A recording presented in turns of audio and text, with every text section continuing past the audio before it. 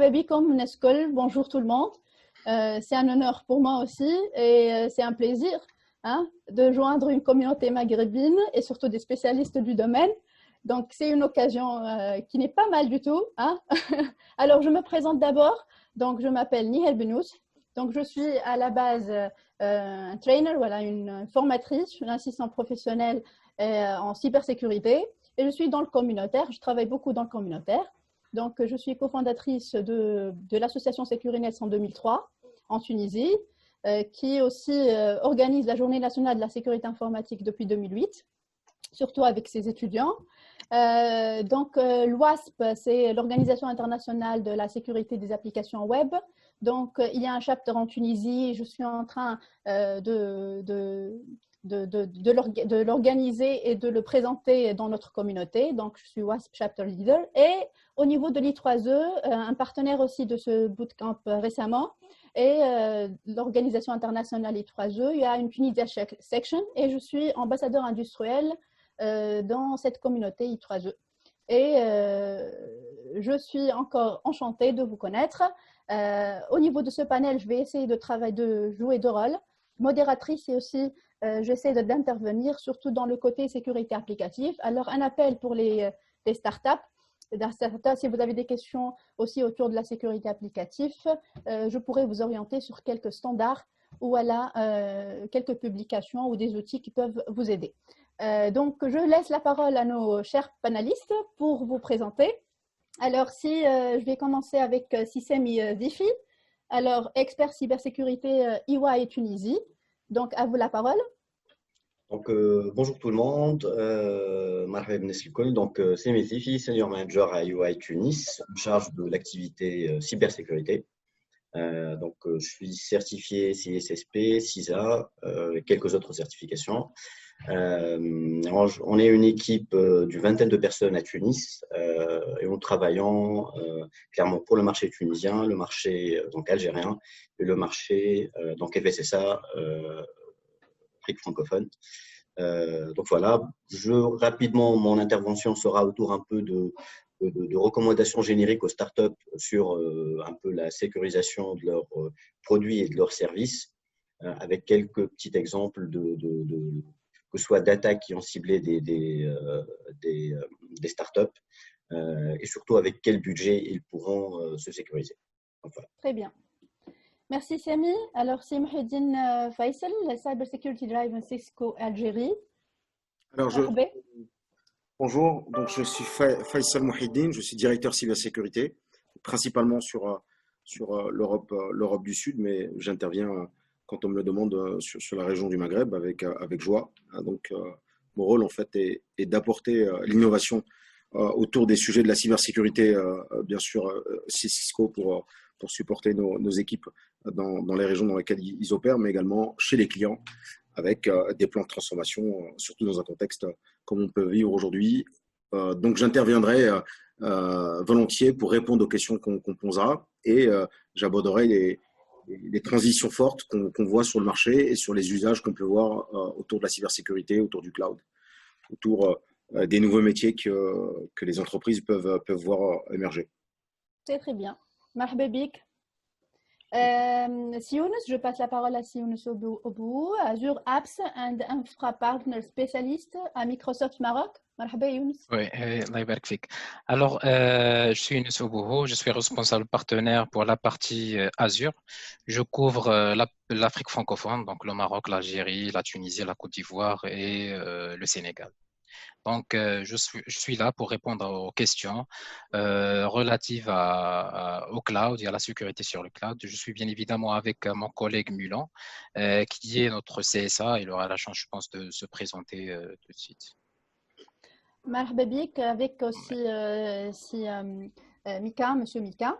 Donc, Monsieur Mika, vous êtes déjà présenté. Est-ce que vous voulez ajouter Non, pas du tout, pas du tout. Je pense que voilà, je suis architecte cloud et donc j'interviens aussi sur la partie sécurité.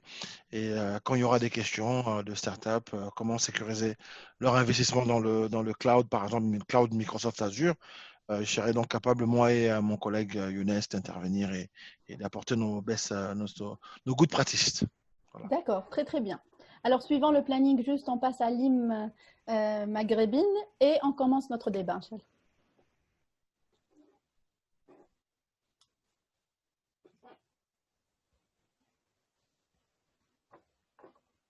Bon, je ne sais pas si l'équipe technique est là. Voilà.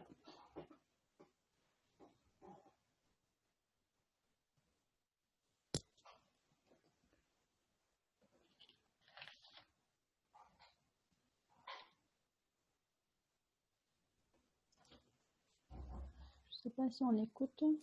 Non, on n'entend rien en tout cas. On n'entend rien en fait de notre côté. Je ne sais pas si l'équipe Ram, il est là. En fait, là, on n'entend rien. Ouais, on n'entend rien, exactement. Mais c'est dynamique, donc ça va.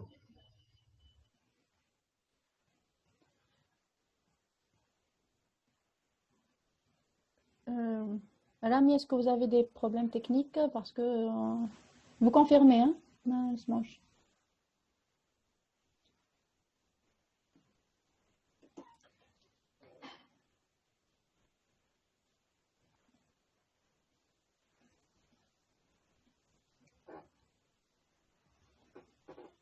D'accord, alors on attend un petit peu, sinon on passe directement au débat.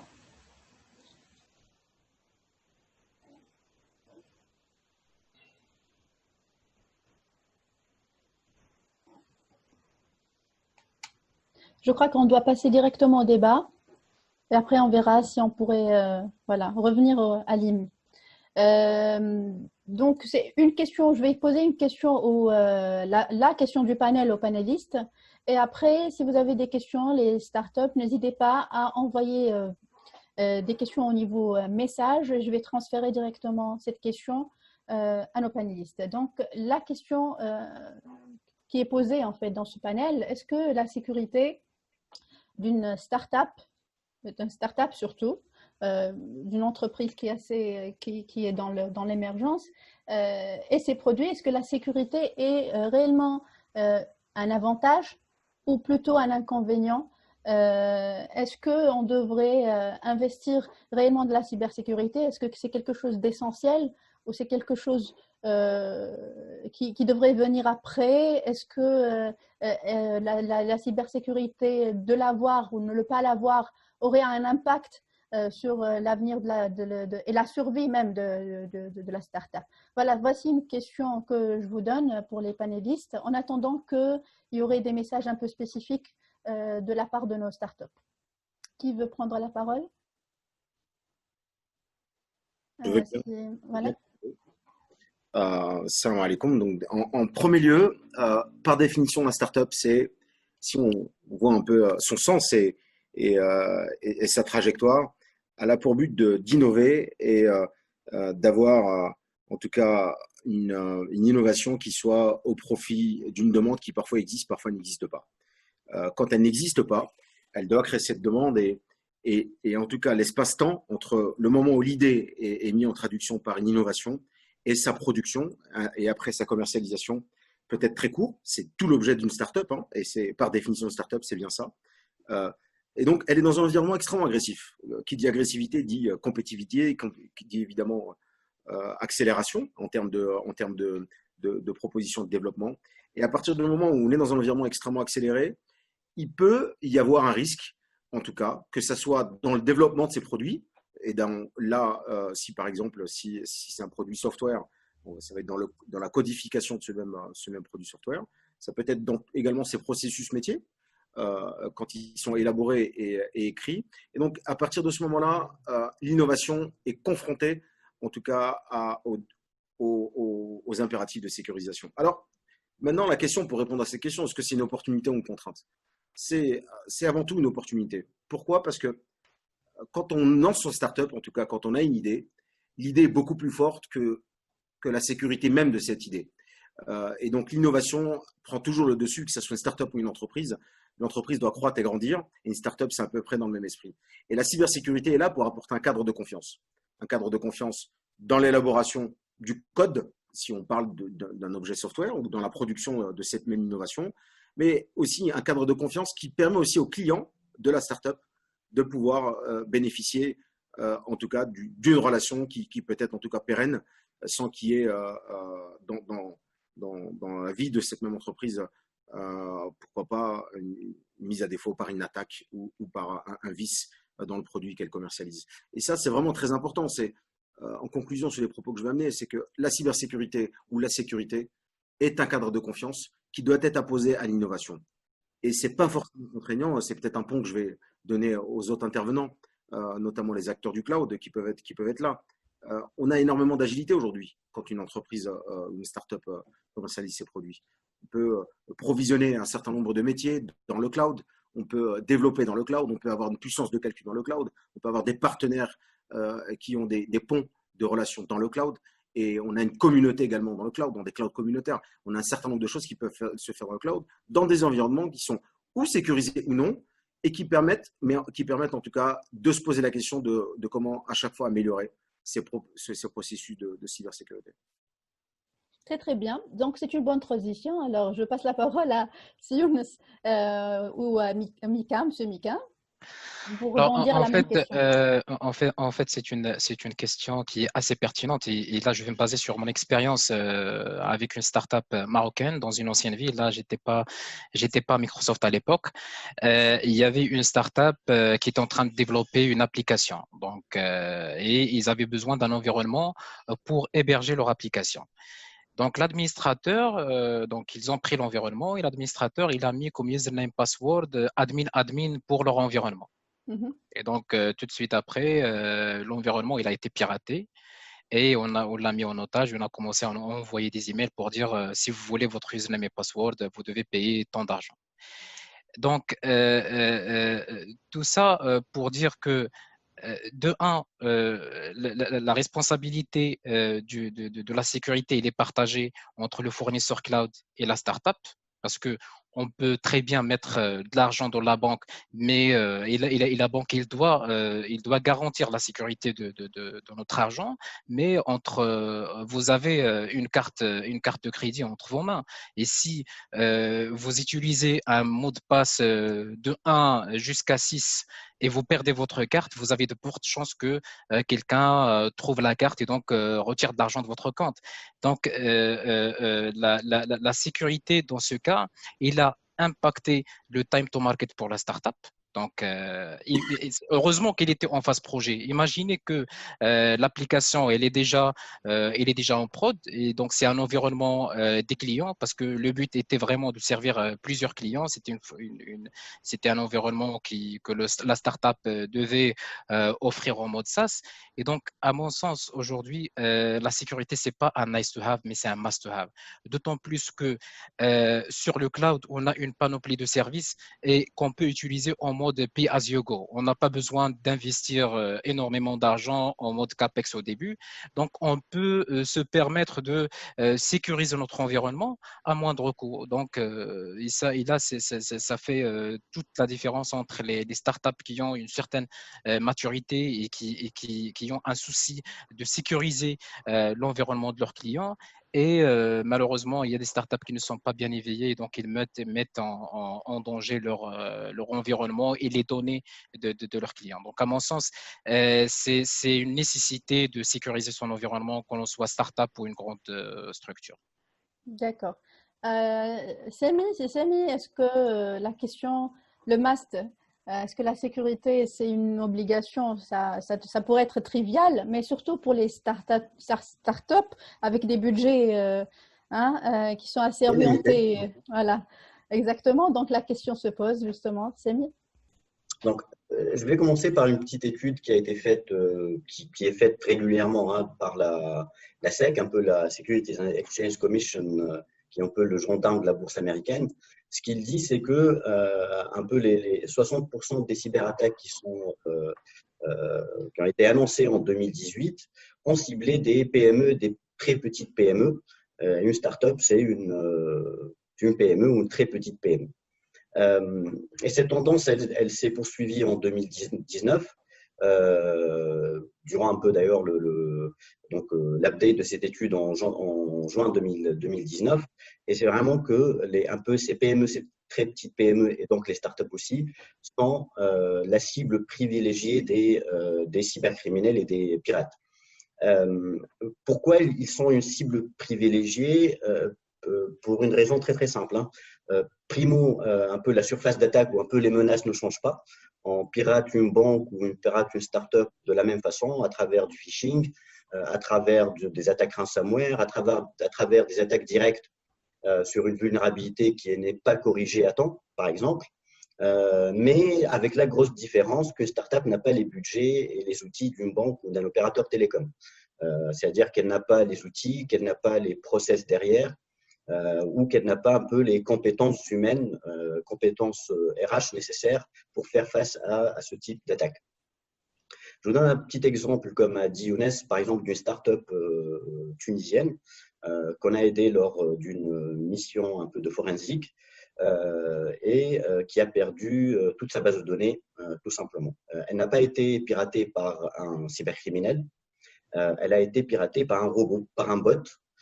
C'est un bot qui crawl un peu Internet à la recherche d'IP publics, de services qui sont ouverts. Il a trouvé une base MongoDB qui était exposée sur Internet avec sans authentification. Et donc, il a fait, je pense qu'on est tous connaisseurs ici, il a fait un drop database, aussi bête que ça peut être. Et ils ont perdu toute leur base de données. La problématique, c'est que, il y avait donc des défaillances sur les process, donc pas de process de gestion des accès. Il n'y avait pas de contrôle spécifique au compte privilégié type administrateur. Il n'y avait pas de monitoring parce que l'adresse IP un peu du bot, c'est une adresse IP suspecte. Il y a plein de plateformes sur Internet où on met l'adresse IP de ce bot et on saura que c'est une adresse IP suspecte et qu'un WAF peut la bloquer très facilement, quoi. Donc, il y avait une série de défaillances qui ont fait que cette startup a quand même perdu toute sa base de données, qui contenait d'ailleurs, c'est une startup qui travaille dans l'événementiel, qui faisait du B2C, qui faisait du B2B, et donc qui contenait quand même des informations de ses clients assez confidentielles. Et c'est là où je reviens un peu sur la question de budget. Clairement, une startup ne peut pas investir des dizaines de milliers d'euros, par dizaines de milliers d'euros, je ne vais pas dire des centaines de milliers d'euros, pour sécuriser ses services ou ses plateformes. Donc, ce qu'on recommande, c'est vraiment d'y aller un peu doucement. Je crois que la partie process pour mettre des mots de passe complexes sur un code d'administrateur, ça ne coûte pas beaucoup d'argent. Mais il faut quand même, après, peut-être avoir le support d'un expert ou de faire les recherches en interne ou d'avoir quelqu'un qui peut réaliser ce type de truc. Deuxièmement, clairement, penser peut-être à externaliser certaines prestations. Et là, je donne l'exemple d'EY. Je pense qu'aussi Microsoft ou Cisco ont des offres qui sont orientées vers les PME. Donc, des offres de sécurité orientées vers les PME. Et c'est vraiment des offres de base qui peuvent aider ces startups à élever leur niveau de sécurité. Pensez aussi au cloud, et je pense je rebondis sur ce qu'on a dit sur la partie cloud. Si on ne peut pas faire une plateforme de backup on-premise, il y a plein de solutions de backup sur le cloud qui, clairement, côté budget, sont beaucoup moins chères que des solutions de backup on-premise. Après, comme j'ai dit, pour résumer, clairement, il y a beaucoup de choses, un peu ce qu'on appelle un peu de l'hygiène IT, c'est-à-dire faire les patchs d'un OS Windows à temps, ça ne coûte pas de l'argent. Avoir des mots de passe complexes, une politique de mots de passe, ça ne coûte pas de l'argent. Identifier quels sont un peu nos actifs les plus importants en termes d'application, de base de données. Beaucoup de personnes ne savent pas un peu que le code source aussi, c'est un actif. On le voit un peu. Très peu de startups, par exemple, ont des contrats d'escrow agency, c'est-à-dire qui protègent un peu la propriété intellectuelle du code source. Et clairement, chez beaucoup de startups, la vraie valeur ou un peu l'actif le plus important, c'est cette application ou ce code source qui a été développé sur des mois, si ce n'est sur des années. Donc, grosso modo, voilà, il y a plein de choses qui peuvent être faites pour sécuriser une startup, pardon. Pensez à la partie procédurale qui peut élever rapidement votre niveau de cybersécurité. Pensez à des partenaires qui peuvent vous aider et pensez au cloud qui peut clairement optimiser énormément vos budgets. D'accord. Alors, je vais juste vous donner une question si vous voulez répondre. Et après, je vais rebondir aussi parce que peut-être une femme a une partie aussi où je pourrais peut-être donner quelques bonnes pratiques ou quelques astuces ou quelques références aussi qui peuvent vous aider. Alors, pensez-vous, si Hosni ou Eddy, alors pensez-vous qu'il est temps, avec les compétences existantes au niveau UM, de mettre en place une plateforme pour tester et valider la sécurité de nos applications? Est-ce qu'il est temps de mettre en place, est-ce qu'on a encore le temps, c'est ça, de mettre en place une plateforme pour tester et valider la sécurité de nos applications à un niveau assez avancé? J'ai une question autour de cette question. À quoi faites allusion quand vous dites au niveau UM? Ouais. Alors, si Hosni, si vous voulez expliciter encore plus votre question, UM.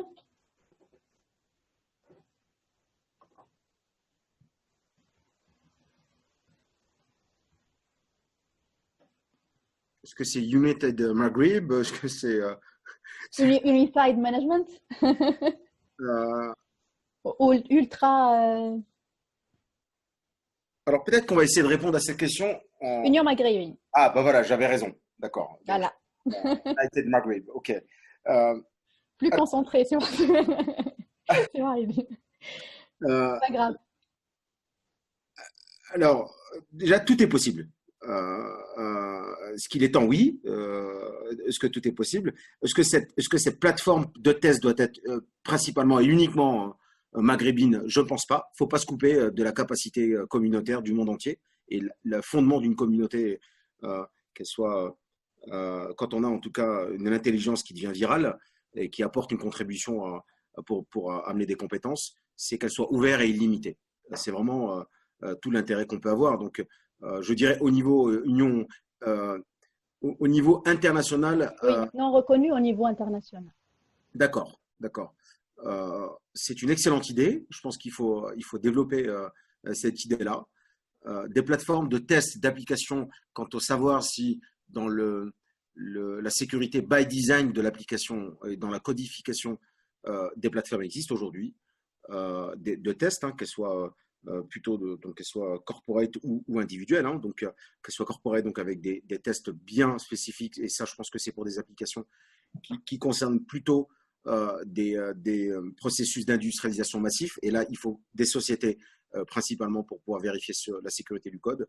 Maintenant pour des applications qui peuvent être en mode test et en mode proof of concept ou proof of value, avant de les lancer sur le marché, il y a des plateformes existantes et elles peuvent être utilisées. Maintenant, quant à l'idée d'avoir une plateforme UM, pourquoi pas? L'idée de la communauté pour la faire vivre, c'est très bien.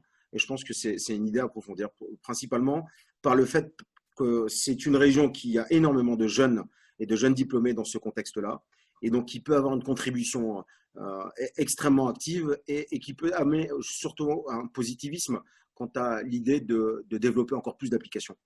D'accord. Je vais rebondir. Oui, Sam, tu veux intervenir? Oui, oui. Je pense qu'une très bonne idée qui est un peu les programmes de bug bounty. Donc, il y a plein de plateformes de bug bounty. Bon, je ne pense pas qu'il y a une plateforme maghrébine ou africaine en bug bounty. Bug bounty, c'est une plateforme c'est-à-dire, je mets un peu ma plateforme et un peu après des white hats, si je puis dire, qui vont tester la plateforme, qui vont être payés qu'après découverte de failles sur la plateforme. Je ne vais pas faire, mais il y a plein de plateformes. Il y a HackerOne, il y a Synack, et il y a une plateforme qui s'appelle Yogosha, donc, qui est déjà qui est d'ailleurs fondée par un Marocain, donc qui est Yassir Kazar, qui fait du très bon boulot. Je pense que ce type de plateforme, en termes de budget pour les startups, c'est-à-dire si on a un proof of concept ou un proof of value, comme a dit Mohiddin, c'est une très très bonne idée. Au lieu de peut-être de faire appel à des entreprises un peu plus, avec des budgets certainement beaucoup plus élevés, mais pensez au bug bounty, je vais l'écrire, qui est une très bonne idée pour tester la plateforme, peut-être au début, hein, c'est-à-dire aux premières phases de développement de la plateforme. D'accord. Alors, je vais quand même rebondir parce que c'est un sujet un peu que j'essaye, enfin, en fin de compte, de point de vue associatif aussi, de le développer de point de vue communautaire. Donc, je pourrais peut-être appuyer, si vous le permettez, la question et vos réponses sur la question, parce que ça parle aussi de la sécurité des applications et la sécurité du code. Moi, je recommande déjà pour les bonnes pratiques et pour le security by design du code, comme a dit Sam, généralement, quand on fait des analyses de risque ou d'audit, etc., les actifs reportés, on oublie souvent que l'actif informationnel, l'actif primaire, c'est parfois le code en lui-même. Et la sécurité du code, elle est généralement, entre guillemets, négligée par rapport à la sécurité infrastructure, la sécurité système, etc. Même dans l'IoT, même dans le software, le SDN, etc., surtout avec la 5G. Pour moi, tout est softwareisé en ce moment et ça va être softwareisé plus tard. Et même dans les startups, généralement, il y aura beaucoup de développement. Donc, il y a le WASP. Le WASP, c'est une référence, c'est une organisation internationale. Hosni, peut-être, ça peut intéresser des autres aussi. Il faut aller au wasp.org, c'est communautaire, Open Web Application Security Project, et ça concerne la sécurité logicielle et les bonnes pratiques. Donc, par exemple, il te donne, wasp.org exactement, il te donne, en fait, dans votre cycle de vie de développement, je vais arriver au test, en fait. Donc, votre cycle de vie de développement de votre logiciel ou de votre application, vous commencez le SDLC, vous commencez par le requirements, après le design, le coding et l'implémentation, et après le test. C'est comme aussi le DevOps aussi, quelle que soit votre méthodologie. Le concept nouveau, entre guillemets, c'est le Security by Design. Si vous n'êtes pas arrivé à ce stade, ce n'est pas grave, vous allez voir. Donc, le Secure SDLC, je suis désolée si je m'attarde un petit peu. Donc, le Secure SDLC, c'est tout simplement, c'est de mettre la sécurité dans toutes les phases du cycle de vie de développement. C'est le Security by Design. Et à chaque phase, en fait, du cycle de vie de développement, du requirement jusqu'à la fin, jusqu'au test, il y aura des références et des outils, même open source, et des bonnes références, des standards, des guides, et même dans le test, dans le coding, etc. Par exemple, dans le coding, il y a le SCP, le Secure Code Practice. On parlait tout à l'heure avec Sion de default passwords, par exemple, mot de passe par défaut. Ça, c'est courant aussi, même avec les attaques un peu avancées aujourd'hui, on utilise même dans les IoT les mots de passe par défaut. Donc, il y aura dans ces guides-là, il y aura des références, c'est comment avoir des bonnes pratiques en fait pour sécuriser notre code. Mais bien sûr, il ne faut pas oublier, il y a même le threat modeling, etc. Mais il ne faut pas oublier que le code aussi, il faut avoir les bonnes pratiques, la sensibilisation, mais il faut aussi le mettre dans son environnement. Et là, il y a aussi l'architecture qui est concernée. Ça dépend, est-ce que tu le mets par exemple dans le cloud, etc. La sécurité elle est partagée. Est-ce que tu utilises des données personnelles? Je ne sais pas si vous voulez intervenir aussi. Il y a des lois et des réglementations qu'il faut suivre aussi, pour CISEMI, qui est l'RGPD par exemple, etc.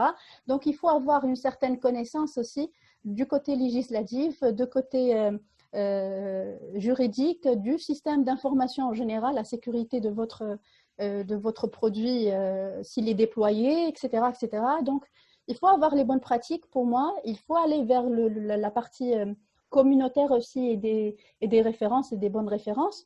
Et même en open source, il y a des choses. Et après, il faut aussi avoir une certaine expertise et un certain conseil que vous devez suivre pour mener à bien voilà, votre startup. Ça, c'est une petite intervention. Je me permets un petit peu de donner le côté communautaire de l'histoire. Alors, pour Monsieur Youn, c'est une question? Non? Je reviens donc. J'ai pas compris. Ah, merde, pardon. Ça, c'est Mika qui a envoyé le message. D'accord. Alors, je ne sais pas si le temps, de votre avis sur le cadre législatif des pays d'Union maghrébine, est-ce qu'il suit l'évolution des attaques cybernétiques? Voilà. Donc. Si je me permets rapidement, Néhek, clairement, le cadre législatif cybernétique, il est faible. Je parle pour la Tunisie, hein.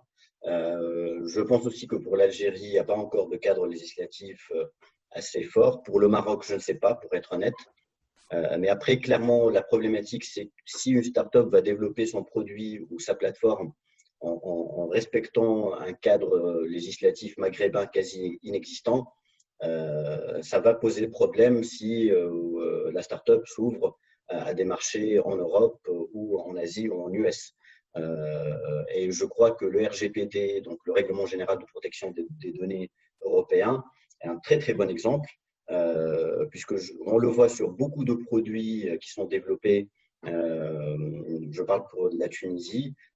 Après, il y a beaucoup de travail qui est nécessaire pour ces startups pour conformer leur plateforme à des règlements comme le RGPD, puisqu'ils ont respecté, puisqu'ils ont un peu de la data de clients européens ou de citoyens européens qui sont un peu, qui transitent ou qui sont analysés sur leur plateforme. Et c'est voilà. Donc, clairement, si vous développez une plateforme pour le marché, un marché étranger, respectez les législations européennes ou nord-américaines, quoi.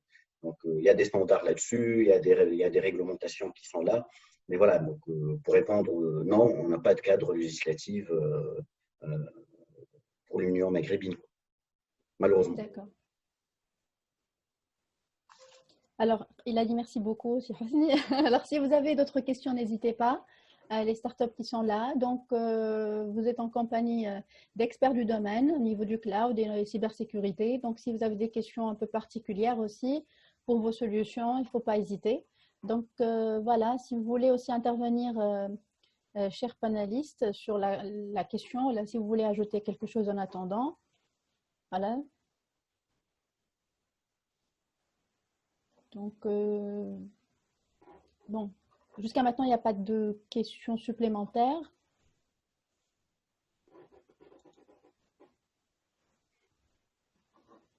Attends un peu. Trust the cloud. Can we trust the cloud? C'est encore si Hosni qui pose la question.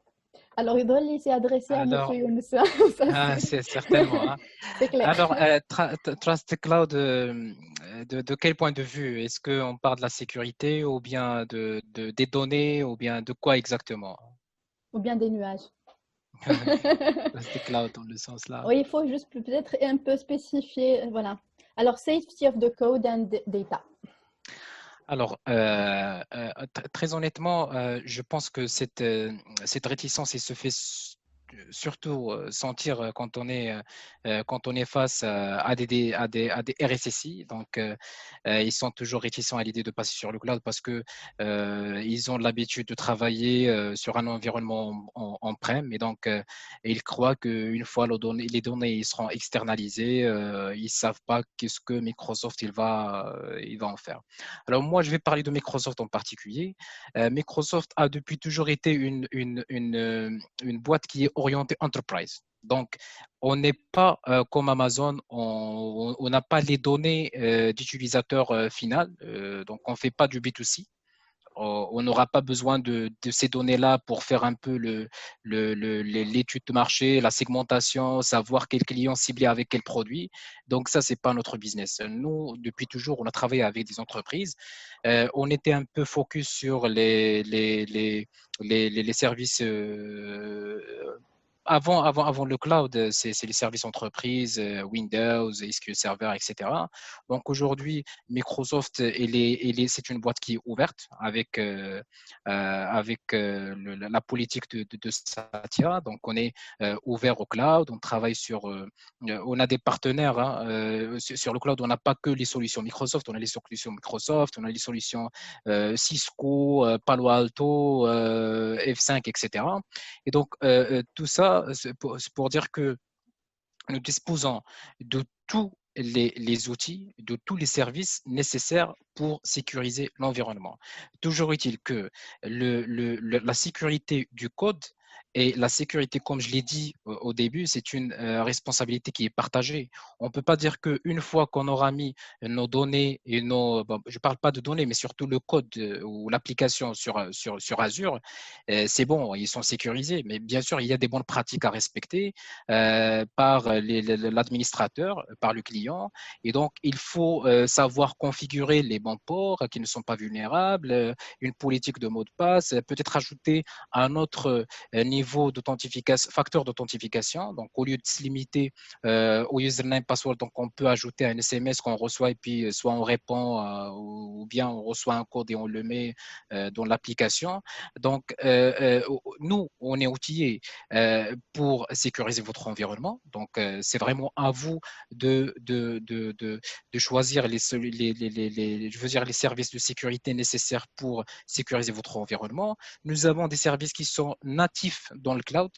Par exemple, ce qu'on appelle nous les Network Security Group, c'est vraiment quel port ouvrir, quelle adresse IP autoriser, quelle adresse IP bloquer. Ça, si on fait déjà ça, c'est déjà pas mal. Hein. Et donc, il y a, comme ça a été cité par presque tous les intervenants, des bonnes pratiques à respecter pour sécuriser l'environnement. Sinon, pour les données, Microsoft, il s'engage à ne pas toucher les données de ses clients. Et ça, je pense qu'il n'y a que Microsoft qui le fait aujourd'hui sur le marché. Donc, pour répondre à la question, oui, on peut vraiment faire confiance au cloud d'Azure. Je parle d'Azure parce que je n'ai pas travaillé pour les autres opérateurs ou les fournisseurs cloud, mais certainement, on a les outils, la politique, l'éthique aussi de Microsoft font que nous respectons les données de nos clients. On ne va pas toucher aux données de nos clients. Il y a la partie sécurité dans le sens où vous avez les firewalls, etc. Mais on a aussi la sécurité, c'est-à-dire le backup de votre donnée. Donc, on a les data centers qu'il faut pour un peu sécuriser votre environnement en cas de panne ou de perte de vos données. Donc, vous pouvez toujours les récupérer avec des politiques de sauvegarde que vous voulez. Donc, il y a une panoplie de services pour sécuriser la data. Il y a une panoplie de services pour sécuriser l'accès à votre application. Donc, oui, ne vous en faites pas par rapport à ça. D'accord. Merci, Sioun. Alors, il y a 3 questions d'un coup. Alors, Monsieur Yassine. Je vais commencer par la première. Merci pour vos interventions, merci à vous. Alors, comment faire quand la sécurité est un argument commercial, alors ça, de par le business model de la startup? Ça, c'est une bonne question. Donc, comment faire quand la sécurité n'a pas justement, à mon sens, la sécurité doit être un argument fort pour défendre la solution. Moi, je ne sais pas, les startups ici présentes, s'ils font du développement d'applications, mais forcément, quand par exemple vous développez une application pour la gestion, je ne sais pas, des process, c'est une sorte de RP pour les entreprises. Donc, certainement, il y a les données des clients qui vont transiter dans votre application. Et donc, forcément, si vous rassurez le client avec cet argument-là de sécurité, certainement, vous serez privilégié par rapport à peut-être à un autre fournisseur ou une autre startup qui n'est pas, je veux dire, qui n'a pas un niveau de maturité assez élevé sur la sécurité. Donc, ça, c'est vraiment un facteur qui est déterminant à mon sens. Alors, je vais rajouter une chose. Hein. Peut-être que je vais être expéditif, mais la cybersécurité, tout à l'heure j'ai entendu c'est un must-have.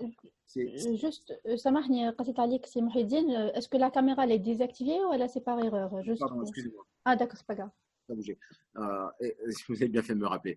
Non, c'est vital pour une start-up que d'avoir à minima engagé des réflexions et des actions quant à avoir un modèle de cybersécurité où la confiance doit être toujours mise de côté et vérifiée par des solutions. Tout à l'heure, quand on parlait des modèles cloud, qui sont des modèles de responsabilité de shared services, hein, c'est-à-dire qu'ils engagent tout à l'heure le cloud provider, j'ai entendu ça, et également la startup, ou que ce soit aujourd'hui sur des modèles plutôt on-premise, dans le périmètre dans lequel évolue la startup, peu importe. Aujourd'hui, Internet est devenu nouveau réseau. Si vous travaillez sur un réseau périmétrique et vous développez des produits, vous proposez des produits qui sont destinés à des clients, à un moment ou à un autre, vous allez être exposé sur Internet de par votre mobile, de par les recherches que vous allez faire. Et à partir de ce moment-là, Internet devient votre réseau. C'est-à-dire que la sécurité périmétrique que vous allez pouvoir construire pour pouvoir, en tout cas, héberger votre entreprise ou les services de votre entreprise, à un moment, ils seront mis à mal par l'ouverture que votre réseau aura ou votre ouverture dans vos usages que vous aurez sur Internet. Donc, Internet est devenu le nouveau réseau. Également, le cloud est devenu le nouveau data center. Il n'y a pas une entreprise aujourd'hui qui dit le shadow IT vient démontrer que même une entreprise qui dit je refuse le cloud dans mon réseau, il n'y a aucune personne aujourd'hui qui peut prétendre que son environnement ou de partenaires ou de clients ou de salariés ou de fournisseurs n'est pas à un moment cloudifié. Et donc ça, c'est très important. Le nouveau périmètre aussi de sécurité, c'est l'identité. À partir du moment où quelqu'un usurpe votre identité, par exemple, à travers une campagne de phishing ou à travers une ingénierie sociale, votre identité est exposée. Et à partir du moment où ce périmètre est sécurisé de par une identité qu'on va construire, l'identité devient le nouveau périmètre. Et ça, c'est vraiment très important. Il y a une grande différence entre authentification et autorisation. Avant, on se basait sur des authentifications. Maintenant, on se base sur des autorisations.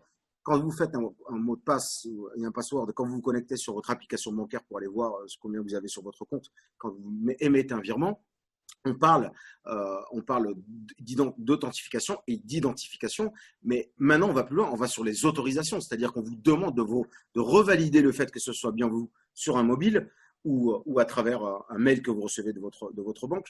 Et c'est vraiment très important. C'est qu'on travaille dans un environnement qui est potentiellement, de la première minute où la start-up est créée jusqu'à son environnement, on va dire à sa vitesse de croisière commerciale, il est dans un environnement hostile, concurrentiel, sponsorisé aussi parfois par des États-nations, sponsorisé par des mafias, qui vont nuire au dynamisme de l'entreprise. Donc, dès le départ, considérez que vous travaillez dans un environnement hostile, agressif et dynamique. Donc, par vocation, intégrer les processus de cybersécurité qui sont tout simples. Tout à l'heure, on a EY, mon confrère de chez EY a parfaitement donné des exemples. On a des services qui sont cloudifiés, on a des services qui ne sont pas payants, on a des services qui sont, en tout cas aujourd'hui, dédiés à de jeunes entreprises qui ne vont pas être facturées et qui ont jusqu'à un nombre d'utilisateurs et qui vont après être facturés quand l'entreprise va croître. Mais vraiment aujourd'hui, ce n'est plus une option. Hein. J'insiste là-dessus. Je rebondis encore. C'est une question, en fait, c'est la même question finalement. C'est une suite. Monsieur Yassine a dit, est-ce que c'est le AUTH2 dont vous parlez, Monsieur Mouhidine, je crois, quand vous parlez d'autorisation. Ça peut être du MFA, effectivement, du multifactor oui. Authentification, donc 2 ou 3, peu importe. Ça peut être également sur des choses plus simples, quand la technologie, en tout cas, ne peut pas répondre à cette contrainte-là, quand les moyens, en tout cas, disposés ne sont pas compris ou en tout cas ne sont pas sur la table, à ce moment-là, il y a des processus. Mais ce qu'il faut, et vraiment, et c'est ce que j'engage, c'est que la réflexion ne soit pas optionnelle autour de la cybersécurité. Il faut vraiment que ça soit dès le premier jour de la vie de la startup, qu'on comprenne que Internet est le nouveau réseau, que le cloud est devenu le data center, que l'identité est le nouveau périmètre et que tous les devices sont des devices d'entreprise, quels qu'ils soient. Même si on a un device auquel on les crée à sa famille, à partir du moment où on utilise un device et qu'il est exposé sur Internet, ce device devient un device d'entreprise, quel qu'il soit. Oui. C'est un peu le BIOD aussi, c'est le Bring Your Own Device, c'est-à-dire que la surface d'attaque, en fait, apparemment, d'une entreprise n'est pas forcément votre bureau. Et c'est le shift, c'est le nouveau paradigme qu'on a. C'est quelqu'un en Chine, en fait, absolument, ou quelque part d'autre dans le monde. C'est tout à fait ça. Le shift, le nouveau paradigme, la nouvelle ère dans laquelle nous rentrons, c'est une ère où toutes les informations, la data, dans la durée de vie d'une application, quelle qu'elle soit, et dans son transit, qu'elle soit dans un réseau privé, qu'elle passe par des réseaux d'opérateurs, qu'elle arrive dans des clouds hybrides communautaires, privés ou publics, peu importe, le cheminement de la data, quel qu'il soit, sa politique de sécurité doit pouvoir la suivre. Et aujourd'hui, il n'y a aucune contrainte en termes de technologie pour que ça ne puisse pas se faire.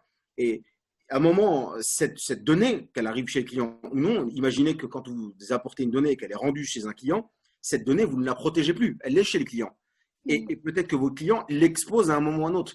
Donc, il faut vraiment réfléchir dans ce registre-là à avoir des… C'est une responsabilité partagée, comme a dit M. Youn, justement. La deuxième question, c'est quelle certification cybersécurité adaptée pour un modèle SaaS B2B? Je ne sais pas.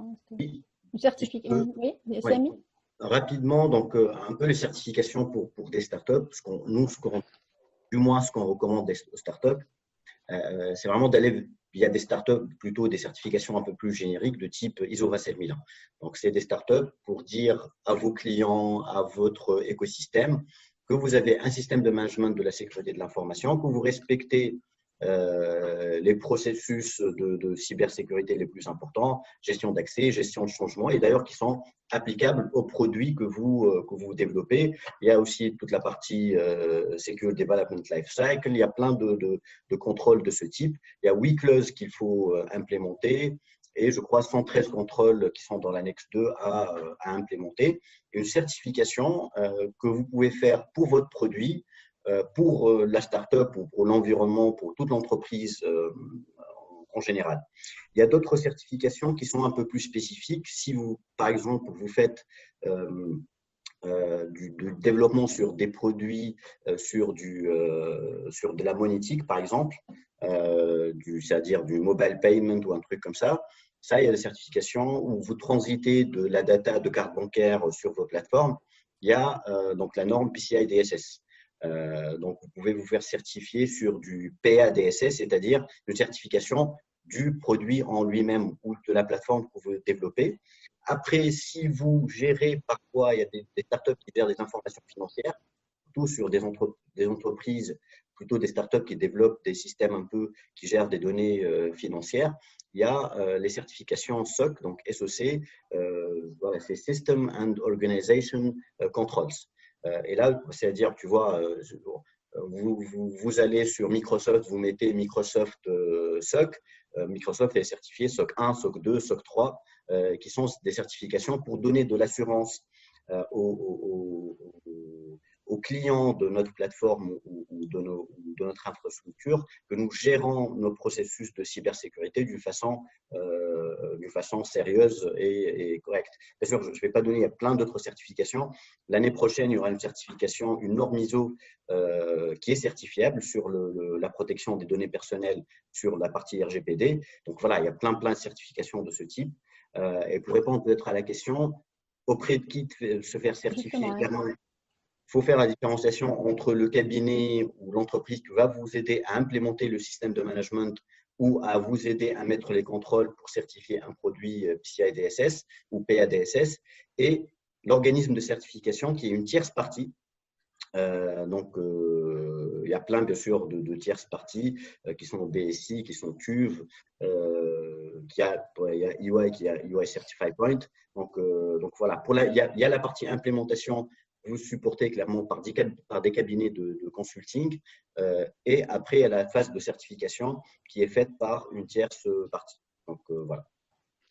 Je voudrais juste rebondir et construire sur ce qu'a dit Samy. En fait, l'avantage aussi d'utiliser le cloud, c'est que, par exemple, pour Microsoft, les data centers de Microsoft, ils sont certifiés ISO 27001, PCI DSS, toutes les certifications, bon, je ne vais pas dire toutes, mais on est la plateforme cloud la plus certifiée dans le monde. Donc, ça facilite un peu la tâche, contrairement à une entreprise qui a son infrastructure en local et qui souhaite avoir ces certifications. Donc, c'est un process qui est très, très long et je ne suis pas sûr qu'une startup peut se permettre d'avoir une infrastructure qui peut être certifiée PCI DSS ou ISO 27001 ou autre.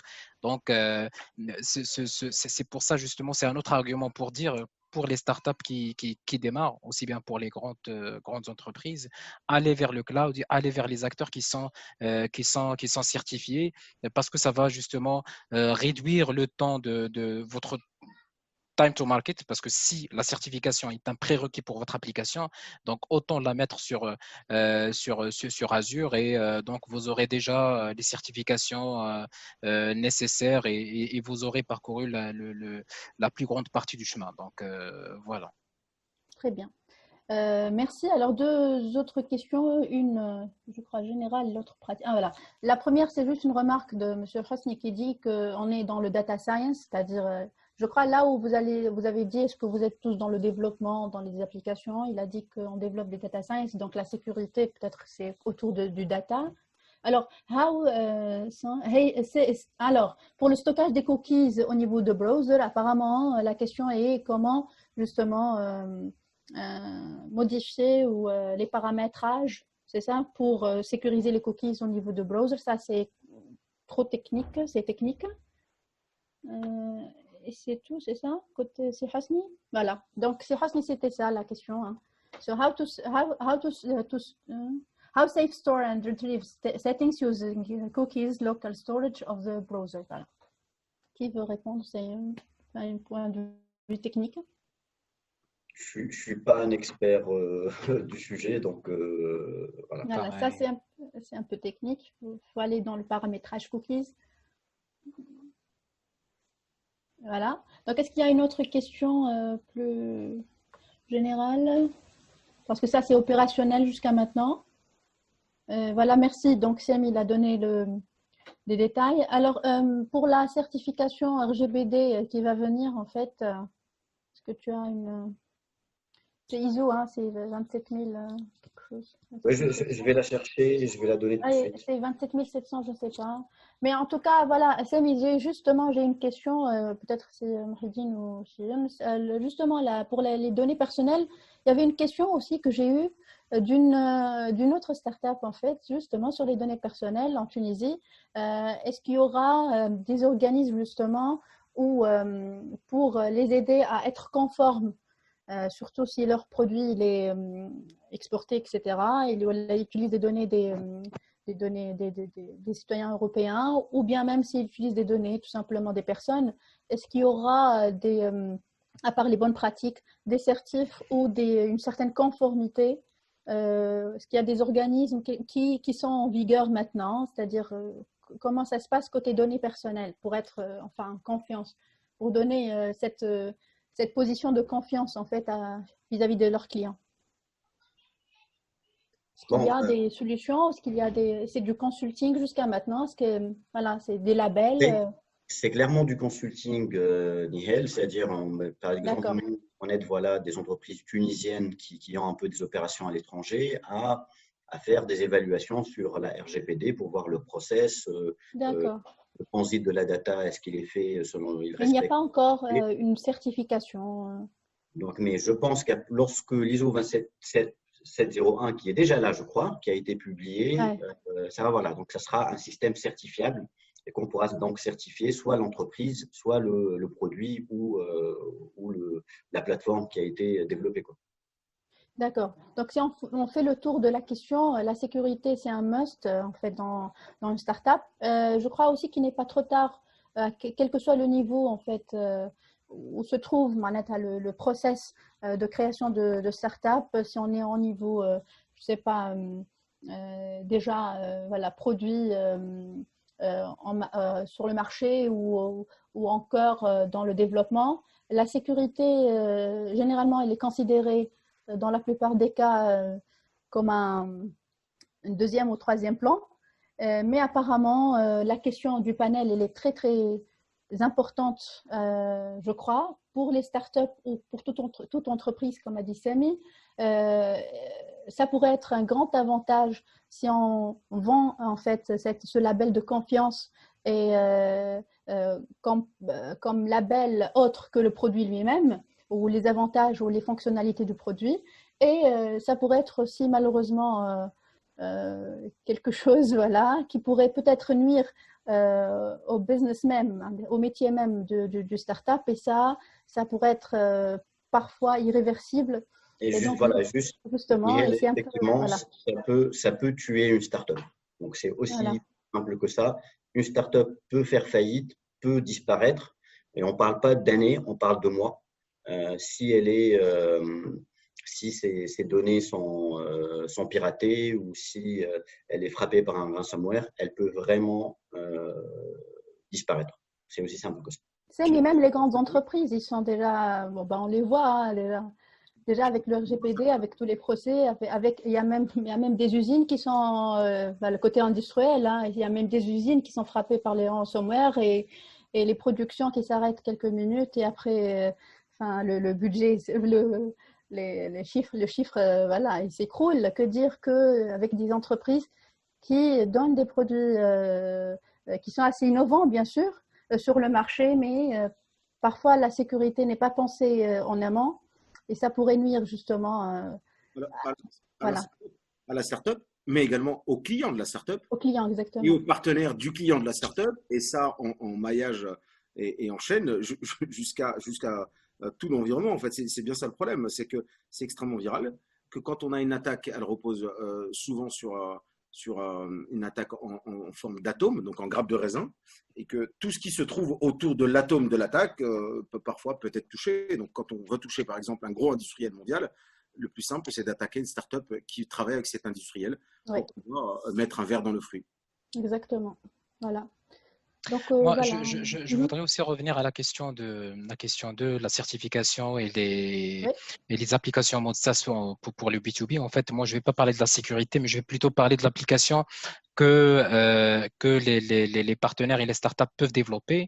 Je parle en tant que partenaire, pour co-responsable partenaire, donc nous avons ces besoins-là. Des fois, j'encourage vraiment les startups à développer des applications, les mettre sur ce qu'on appelle la marketplace d'Azure. Donc, nous avons une marketplace où les startups, les partenaires, ils mettent leur application, ils mettent leurs solutions. Et bien évidemment, on a un processus de validation de ces applications.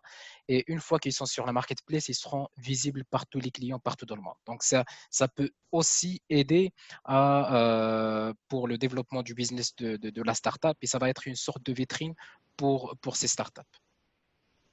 Très, très bien. Donc, d'ailleurs, si vous avez des solutions, n'hésitez pas à les partager avec moi et on verra comment on peut mettre ça sur Azure. Le but, c'est vraiment, Azure, c'est une plateforme, mais on est ouvert à tout type de solutions que l'on peut mettre sur Azure et qu'on peut vendre à nos clients et qui peut résoudre ces problématiques, que ce soit un ERP, que ce soit une solution de… tout à l'heure, j'ai aimé l'idée de développer une application pour le scan et pour la certification, si vous voulez, au moins d'identifier les vulnérabilités d'une application, chose qui peut cartonner. Hein. Donc, je vous encourage vivement pour la personne qui a évoqué le sujet. Si vous avez, je pense que c'est une solution qui peut marcher. D'accord. Merci. Alors, si vous avez, est-ce qu'on aura d'accord, Yessine? Gain de notoriété énorme. Merci. Alors, est-ce que vous avez d'autres questions? Sinon, je vais quand même rebondir sur la question de cookies. Est-ce qu'il y a d'autres questions? Alors, Mnash, qui a posé la question sur cookies? Je vais donner une référence WASP. C'est Hosni. Alors, c'est Hosni, vous avez parlé juste d'une question opérationnelle de la sécurité des cookies. Au niveau du browser, moi, je vous invite à la même référence que j'ai donnée tout à l'heure dans les WASP. Alors, le WASP SCP, le Secure Code Practice, il y a le WASP OTG pour le Testing Guide, il y a WASP Secure Review, il y a plusieurs références. Mais par exemple, si vous développez des applications avec des cookies et une gestion de session, il y a une grande rubrique qui s'appelle Session Management, une gestion de session et une gestion de cookies. Il y a même des paramétrages au niveau du set cookie, la fonction set cookie, par exemple, pour envoyer les cookies. Ça, je m'excuse, c'est parce que c'était une question opérationnelle. Ce n'est pas donc en attendant. Donc, il y a des paramètres, par exemple, pour envoyer les cookies que s'il y a du HTTPS, du TLS. Donc, avec le mode secure, il y a le HTTP only contre des vulnérabilités comme le XSS, etc. Donc, on pourrait paramétrer les cookies au niveau des applications. Et ça, c'est le rôle de développeur, justement. Et c'est le rôle de ceux qui développent une application pour sécuriser, justement, leurs cookies et leurs sessions. Et donc, c'est pour ça que je rebondis sur la sécurité du code. Et donc, il faut commencer par la sécurité du code, plutôt de parler côté client, côté browser aussi, et la gestion de cookies. Donc, voilà, je rebondis en fait pour la sécurité du code aussi. Alors, il y a une question de Yassine. Alors là, c'est direct. Alors, comment entrer en contact avec vous, Monsieur Obou Nash, si je vous laisse. Donc, il a donné Yassine le mail. Donc, si vous voulez, Manaka, voilà, partager vos coordonnées, vos contacts. Alors, Shaima, Madame Shaima dit, nous sommes dans l'ère du big data et vraiment, on ne peut pas parler de données personnelles et tout produit proposé, même les outils de sécurité peuvent collecter et analyser les données sur les données, c'est ça? Is it true? Ben. Les logs, je vais essayer de répondre. En fait, oui. les logs, que ce soit les logs suite à une proxification des flux, donc on fait passer des flux dans un tuyau, on les broie et puis on récupère les logs, donc la traçabilité de ces mêmes flux pour pouvoir apporter plus de sécurité. En tout cas, les logs permettent de lire un certain nombre de choses. En revanche, les opérations qui ont pu être menées de par ces logs, elles peuvent être diverses. On a ce qu'on appelle des signaux forts et des signaux faibles en termes de cybersécurité. Et ça, que ce soit sur un réseau, que ce soit dans le cloud, que ce soit en tout cas dans tout le transit d'une donnée, quelle qu'elle soit. Et donc, les logs ne vont pas tout résoudre en tant que tel. C'est pour ça qu'il y a des mécanismes de cybersécurité où on va protéger des environnements basés sur des signaux faibles. C'est la sécurité comportementale, c'est basé sur de l'IA, c'est du machine learning.